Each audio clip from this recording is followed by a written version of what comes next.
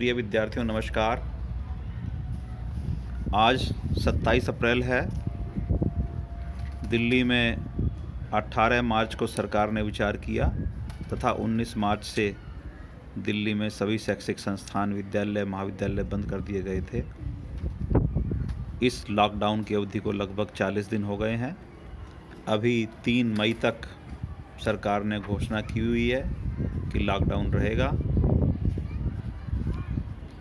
भारत ने अपने मजबूत इरादों से, संयम से, सभी देशवासियों के सहयोग से इस लड़ाई को काफ़ी हद तक नियंत्रित किया हुआ है।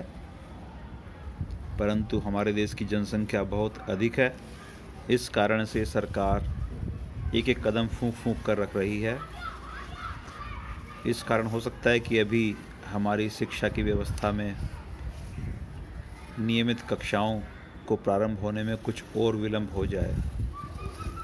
हम सभी 12वीं क्लास के राजनीति विज्ञान के पाठ्यक्रम के अध्ययन के अंतर्गत शीत युद्ध का दौर इस पाठ को पढ़ रहे थे, तो आज इसके शेष बचे हुए विषयों को पूरा करके इस पाठ को पूरा करेंगे।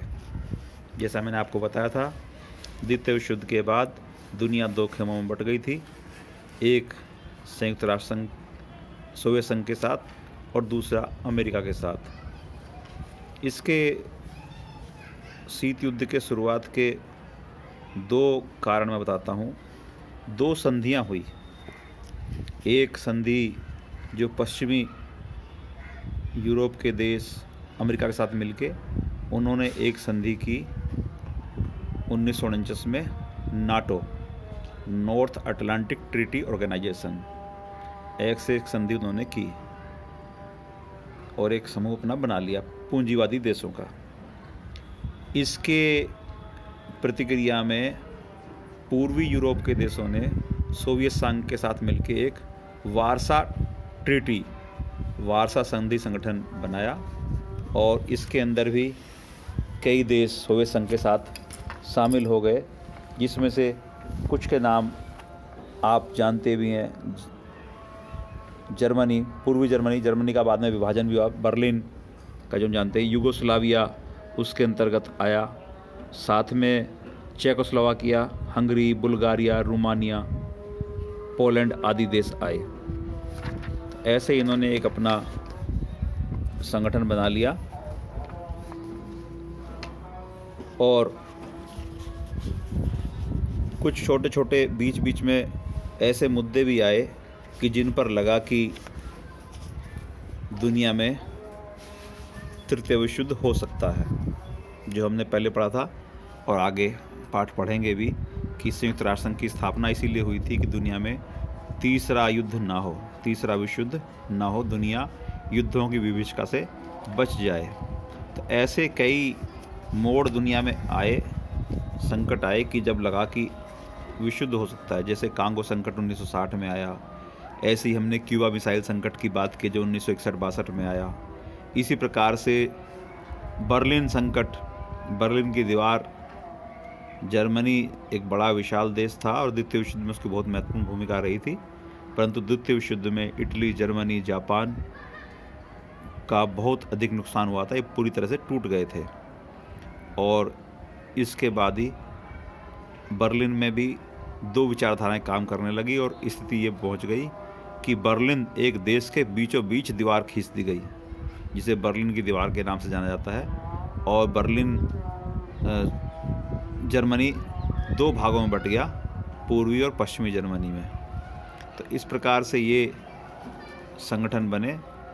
कुछ और संगठन भी ऐसे समय समय पे बनते गए, जैसे एक जो दक्षिण पूर्वी एशियाई देश हैं, भारत के निकट के देश हैं, तो उन्होंने एक संगठन बनाया सीटो के नाम से, south east Asian Nations treaty organisations. तो ऐसे उनका एक संगठन बना 1967 में, दक्षिण पूर्व एशियाई देशों का संधि संगठन बना। इसी प्रकार से एक सेंटो, सेंट्रल ट्रीटी ऑर्गेनाइजेशन, ये एक संगठन बना। इसी प्रकार से एक संगठन और जो मैंने आपको पीछे बताया था, उसकी चर्चा मैंने पहले कर चुका, जो नेम, NAM, नेम आप समझ गए होंगे। नॉन अलाइनमेंट मूवमेंट गुट निरपेक्ष देशों का एक संगठन बना और इसके अंदर शुरुआत में 5 नेता थे। ये क्वेश्चन आप पहले कर भी चुके हैं। भारत के पंडित जवाहरलाल नेहरू उसमें थे शुरुआत में, जो 5 प्रमुख देश थे उनके नेता। इसी प्रकार से जोसेफ ब्रांच टीटो, ये यूगोस्लाविया के राष्ट्रपति थे। गमाल अब्दुल नासिर, ये मिस्र के थे, और सुकर्नो इंडोनेशिया से, और वामे एनक्रूमा, ये घाना के थे। ऐसे इन 5 देशों ने मिलकर विचार किया कि हम किसी भी दल में शामिल नहीं होंगे, किसी भी गुट में शामिल नहीं होंगे, अपना स्वतंत्र मत रखेंगे। ऐसे इन्होंने जो है एक अपना स्वतंत्र संगठन भी कह सकते हैं आज के समय में इसको, तो नॉर्थ, इसका नॉन अलाइनमेंट मूवमेंट, गुट निरपेक्ष देशों का एक संगठन बनाया, और इसका एक सम्मेलन भी बेलग्रेड में किया था जिसमें 25 देश शामिल हुए थे। तो इस प्रकार से गुट निरपेक्ष आंदोलन की शुरुआत हुई। तो ऐसे ये विभिन्न संगठन दुनिया में शांति की व्यवस्था की स्थापना के लिए लगातार काम करते रहे। बीच बीच में कुछ और भी संधियां हुई, उनकी एब्रीवेशन आपको लिखने के लिए पेपर में आ सकती है। SALT, SALT, salt, strategic arms limited talk, सामरिक अस्त्र परिसीमन वार्ता। ये भी 2 चरणों में, फर्स्ट और सेकंड ऐसे हुई, जो दुनिया में होड़ लग गई थी दोनों देशों के बीच में, सोवियत संघ में और अमेरिका में। तो वो लगातार परमाणु परीक्षण कर रहे थे, मिसाइलों का परीक्षण कर रहे थे। तो ऐसे लगातार इतने घातक हथियार बनते रहेंगे तो कहीं संकट ना खड़ा हो जाए, इसलिए समय समय पर कुछ देश ये प्रयास भी करते रहे सोवियत संघ अमेरिका का टकराव ना हो। इस कारण से ऐसी संधियां भी समय समय पर संयुक्त राष्ट्र संघ के द्वारा भी प्रयास होते रहे, तो वो होती रही। इसी प्रकार से START, START, start, strategic arms reduction treaty, सामरिक अस्त्र न्यूनीकरण संधि, जो मैंने भी आपको बताया कि सामरिक अस्त्रों को न्यून करना, जो हमने निशस्त्रीकरण की बात हमारे यहाँ क्वेश्चन निशस्त्रीकरण का भी है कि कैसे हथियारों की होड़ को कम किया जाए और कैसे हथियारों को भी कम किया जाए, ये प्रयास लगातार चलते रहे। तो ऐसे कितनी रेंज की बनानी है, कितनी मार की बनानी है, ये लगातार होते रहे, क्योंकि विभिन्न देश लगातार परमाणु परीक्षण करते आ रहे हैं, आज भी कर रहे हैं। जो ये अब ये समस्या जो महामारी हुई है कोरोना की, इसके पीछे भी कुछ लोग दबी जुबान से कहते हैं कि कहीं ना कहीं इसमें भी कोई चाल है कि इस प्रकार के हथियारों का परीक्षण चीन कर रहा है अमेरिका को अपनी दवा बनाने के लिए। तो ऐसे भी विचार चलता रहता है। तो ऐसे ये नाटो, सीटो, सेंटो, नेम, साल्ट, स्टार्ट, ये सब होता रहा। एक और संधि थी NPT, nuclear non proliferation treaty, ये भी परमाणु अप्रसार संधि थी, अर्थात परमाणु हथियारों का प्रसार ना हो, इनको रोका जाए। तो ये भी एक संधि हुई। तो ऐसे लगातार संधियाँ होती रही।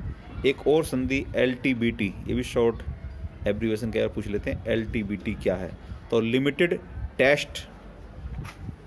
टेस्ट बैन ट्रीटी, ठीक है जी, सीमित परमाणु परीक्षण संधि, कि परमाणु परीक्षण जो देश कहते थे हम परमाणु परीक्षण करेंगे, तो संधि हुई कि भी लिमिटेड, अर्थात आप अनुसंधान के लिए कर रहे हैं, चिकित्सा के क्षेत्र के लिए कर रहे हैं, किस लिए कर रहे हैं। तो ऐसे भी एक ये संधि हुई कि हिंसक गतिविधियों के लिए या हथियार बनाने के लिए या एक दूसरे देश को डराने के लिए इस प्रकार से परमाणु परीक्षण ना हो। तो ये प्रयास किए गए। मैंने आपको बताया कई बार ऐसा स्थिति बनी कि दुनिया में तृतीय विश्व हो सकता है। जैसे 1960 में कांगो संकट आया, अफ्रीका का देश है कांगो, तो संकट आया और एक तनातनी की स्थिति बन गई थी। इस प्रकार से जो जर्मनी है, जर्मनी की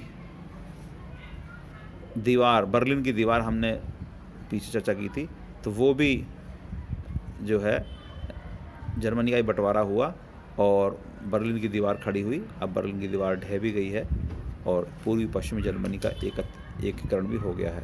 तो ऐसे इस प्रकार से ये प्रयास होता रहा। इसी प्रकार से अंकटाड का भी आपने नाम सुना होगा। ये क्वेश्चन कई बार 4 नंबर या 6 नंबर का आ जाता है।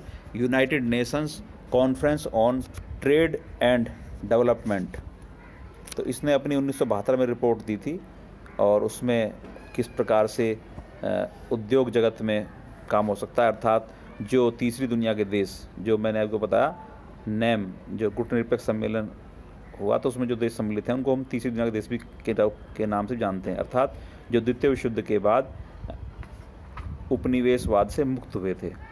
उसमें भारत भी है, श्रीलंका भी है। तो इस प्रकार के देश जो हैं, दक्षिणी अफ्रीका है, तो जो स्वतंत्र हुए थे, नवस्वतंत्र देश, उनको तीसरी दुनिया के देश भी कहा जाता है, जो विकासशील देश हैं, अल्प विकसित देश हैं। तो इनके लिए इस संधि में ये किया गया था कि ये अपने उद्योगों द्वारा निर्मित वस्तुओं को पश्चिम के देशों में बेच सकते हैं। इसी प्रकार से पश्चिमी देशों से तकनीकी आयात की जाती है तो उसकी कीमत भी कम हो, बहुत महंगी ना हो। तो इस प्रकार से ये सब प्रयास लगातार चलता रहा था। तो इस प्रकार से ये हमारा जो पाठ है शीत युद्ध का दौर, ये लगभग पूरा होता है। इसमें कोई भी प्रश्न आपके मन में हो तो आप मुझे व्हाट्सएप पे मैसेज कर दें, लिख कर, बोल कर, जैसे मर्जी, तो आपकी शंकाओं का समाधान करेंगे। तो आप इस पाठ को एक बार, मुझे उम्मीद है कि आप सबने पुस्तकें डाउनलोड कर ली होंगी या आपने बड़े भाई बहन किसी से आपको सहायता मिल गई, तो पुस्तकें मिल गई होंगी, तो आप इनका एक बार अध्ययन अपने आप ही कर लेंगे।